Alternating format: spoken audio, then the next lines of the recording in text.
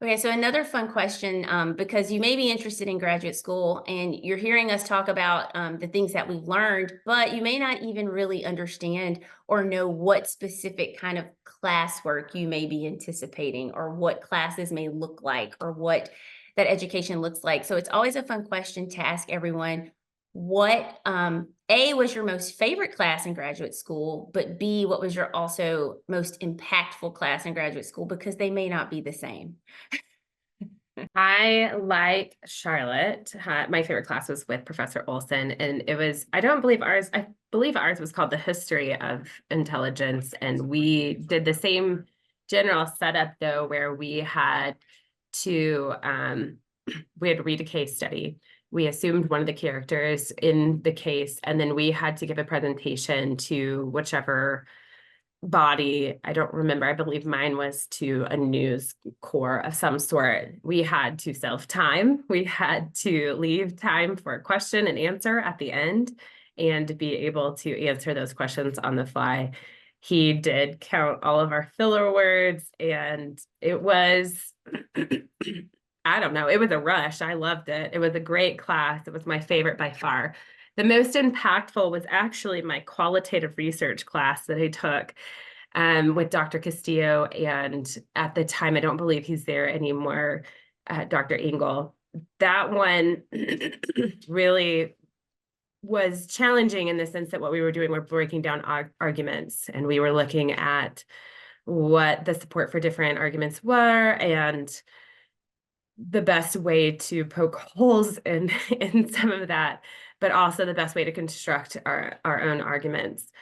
It was a I don't know how to explain it, but it was by far one of the classes I came away from chewing on what we had just discussed, really ruminating on the facts and the points that were raised and thinking through the different perspectives that were raised in class from everyone. It was very engaging. So by far one of the most impactful. I think my favorite class was probably I took one with Professor Norris on Chinese domestic politics. So I actually grew up in Hong Kong, living in that part of the world, and uh, fancied myself pretty smart on Asia things, and then got into that class and just realized how much there was of a domestic political apparatus within China and the impact that that has on geopolitics across the region. And actually, in my job, in the job that I do today, one of the biggest questions that I get from private sector clients is they say, "Well, we have our business operations there, and we're not going to stop going to China. We're going to keep doing business there.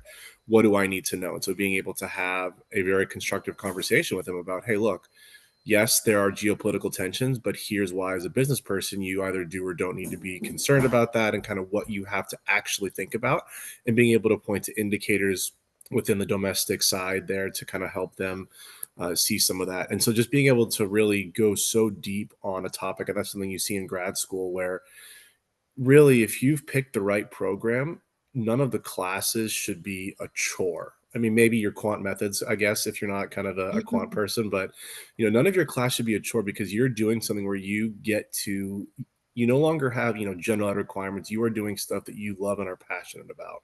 If you've picked the right thing. The most impactful class I think would probably be I took Ambassador Napper did one. I forget what it was called, but basically, you would do a lot of role playing in terms of presentations and writing things, and we might kind of walk through a lot of different styles of really government products in terms of whether it's a non-paper, a white paper, all these different things. And when I was at my job, I remember I was doing something at NASA, and the associate administrator for international relations said, "Hey, I need someone to write a non-paper on this." And I said, "Great, I can do it." She said, "Do you need any pointers?" I said, "Nope, know exactly how to do it." And really, it was actual on-the-job training that I got at in grad school, where it wasn't, "Hey, this is what it might look like." It's like, "No, this is what it is." And when you're asked for this in government, this is what is expected.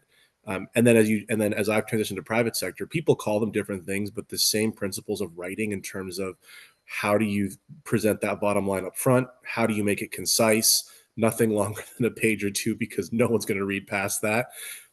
That really holds true. I would say there are two classes that come to mind that I still use in everyday work life. One really reinforced some fundamentals, which I think is an opportunity in grad school classes, like so that being economics. And of course, like I took kind of a 101 in undergrad, but a grad school level economics class in which I had at the Bush School did marry, you know, your fundamentals and reminding, you know, marginal costs, some of the very basics, but pairing that with real world problems. So I think it really takes it to the next level, but there's not a day in my current work where you're not thinking about like subsidies and, you know, if you're the government spending money at all levels, like how is that gonna change behaviors, and what are, you know, the best ways to invest. So these are really practical, but you know, you have to go back to the basics, and I will say economists are needed everywhere. So if it's something that you end up really enjoying, it's a very good profession. And so I lean on economists in every capacity from the Federal Reserve on down, to economists in like the academic forum, for work. And then a second class that comes to mind for me, it was higher ed law. But I will also say there's an opportunity when you go to grad school to really be able to tailor your coursework. And higher ed law, what that did for me was kind of give me the basics and like context of the law and case law in my field. But I know that there, for other professions, whether maybe it's environmental law or, you know, business law and ethics is courses that are often paired together. So learning the law and just like, how did we get here? Why are regulations the way they are now? You know, prevailing Supreme Court cases that kind of dictate the way things are in your office space, really provides like good background information. And so that's something that I've used in daily life. There were many, obviously, hard skill classes that were very important. A lot of them have been mentioned, some of which I took. But one of the more impactful that I ever took, I was one of the 50 or so students who were able to participate in the course when Jeb Bush came to the Bush School and taught a course on the governorship. It was about a 10-day course, 2-week course, and had an incredible time being able to hear his experience, but also what's little known about the course. I don't know if people realize this, but he brought in other governors from around the state, from around the country rather, who have had many different backgrounds, many different crises, and were able to present to us how they solve these problems. And the most fun part, just recalling this, was Martin O'Malley came, and you may recall Martin O'Malley and Jeb Bush ran against each other in the 2016 election. And they had a game of horseshoes out back together, and we all watched and had fun watching that. So you really have some great opportunities to meet some incredible national leaders in a more, I dare say, it was kind of this intimate environment where we're just all having fun playing horseshoes. So those opportunities could come along, and so just wanted to throw that story out there. I'll jump in. So I'll keep it short. My favorite and most impactful was analytic tradecraft course taught by Professor Weary at the Bush School.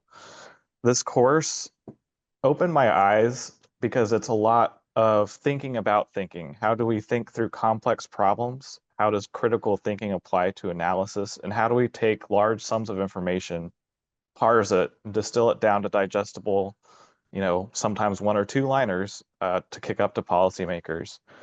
That class, I think, has paid dividends. It got me ahead of my peers at my current job because I'm able to just dive right in and construct quick turn, like policy recommendations, memos, whatever analytic products are needed with huge sums of information. I was able to come essentially from, you know, out of grad school straight into my seat, equipped with the skills I needed to thrive in the industry I'm in. I want to piggyback off something that Mary Christina said in the very beginning, just about the practitioner advantage to, I can say at the Bush School, one of the neatest things is you're getting this data and you're understanding the academic background and the foundations of, you know, just of the practice, but you've got these professionals that are coming in and building that bridge between what you're learning in theory and how to play that out in your everyday jobs. And so I will just say I don't know if this was my most impactful or favorite or most terrifying class, but I had a professor named Dr. Deborah Kerr, and she taught public policy formation. And when she came in the class on the very first day, we were not students. We were consultants, and she was the client. And she gave us a real world problem. And she said, this is how you formulate policy. This is how you use the data. And another thing was she was building off the other classes and the other things that we were learning at the Bush School at the time. She expected us to take our real world problem, use what we had learned in quantitative research, which I will say was not my most impactful class, Tyler, probably my most terrifying class, but building off of those concepts that you're learning and using them in the real world setting. And so that was really great to see how those classes meet up where the practitioner and the real world experience meets up with the theory. And that was a great opportunity that we had for sure at the Bush School, but learning from those folks that not only have the technical experience, but they've been doing it every day in the real world. And now they're back to teach in an academic setting. So that is a huge advantage that the Bush School has. And that I definitely learned from while I was there.